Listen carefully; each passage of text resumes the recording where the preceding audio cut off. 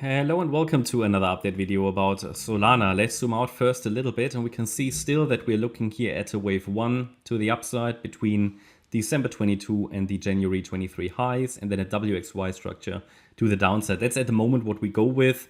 It is still possible to make another lower low in wave 2, but as long as we're holding $12 or at least $10, we can still track an overall bullish scenario with a third wave to the upside. Just be aware, if we make obviously one more low below the 10th of June low, it increases the risk for another bear market low. But as long as we're holding $12 and it doesn't break and sustain below that, we can still look forward to a third wave rally. But the move up certainly looks like a diagonal structure here at the moment, and it might do another high. I mean, as I said in the last video, we need a break out of this wedge pattern or channel to the downside to have confirmation that the wave 2 pullback has started. Until then, what can we do? We can only track support against which price can move higher.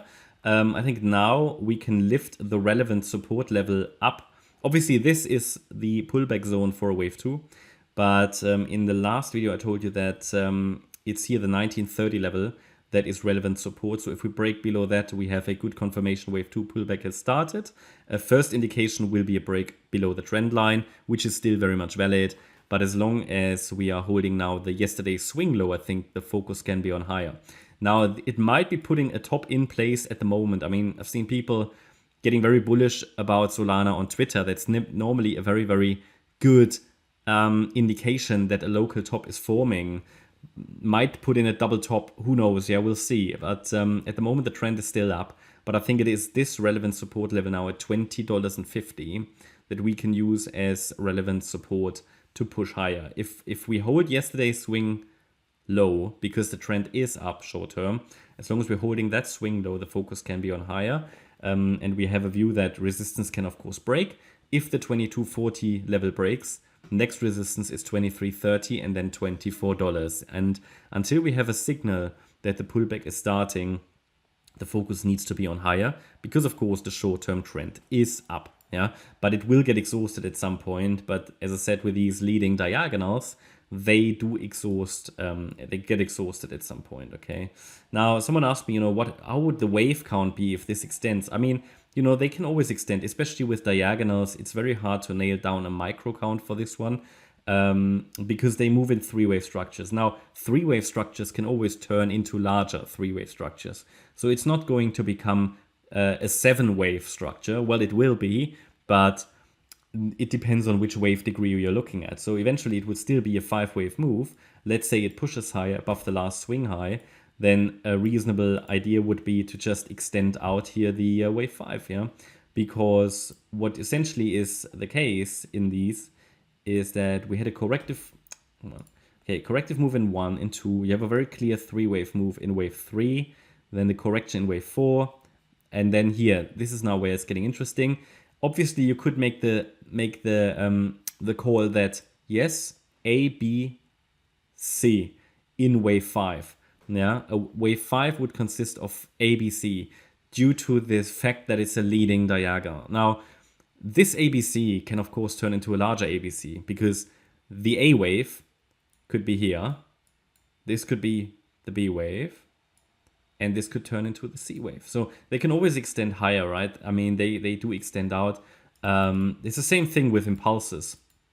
So with an impulse, you have to have generally, the mindset has to be, especially in the third wave, that an impulse is going to develop extensions.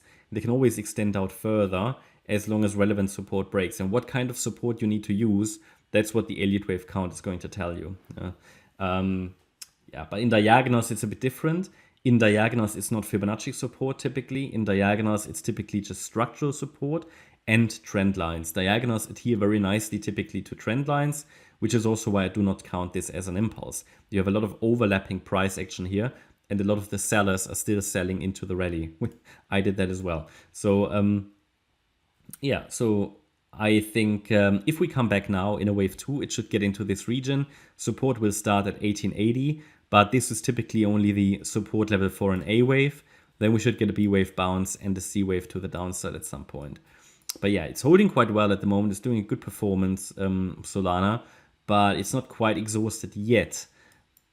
So we just need to focus on higher in the short term. This is where the trend is, but just be aware it's now at a key resistance point. It might develop an inverse head and shoulders if it starts that deeper pullback now, but we only know that as soon as 2050 breaks, or the trend line is the first early signal.